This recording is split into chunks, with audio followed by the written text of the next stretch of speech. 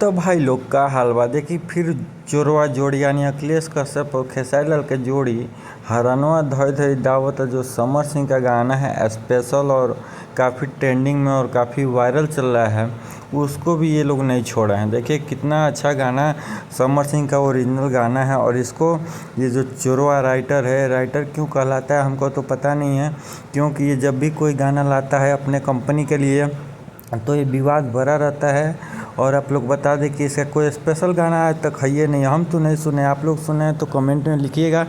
और देखिए इसका म्यूजिक भी ये लोग चुरा के और अपने खेसारी लाल यादव से अपने कंपनी के लिए गवा दिए हैं। तो ये बड़े स्टारों को ये और चोर बना देता है, क्योंकि इसके चलते खेसारी लाल यादव को बहुत सारे कंट्रोवर्सी का सामना करना पड़ता है।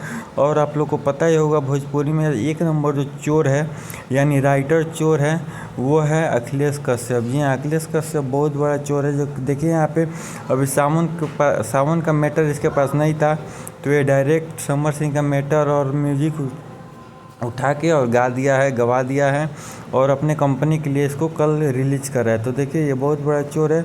और आप लोग कमेंट में बताइए कि कितना बड़ा वाला चोर है या बेहुदा वाला चोर है। चलिए मिलते हैं आगे।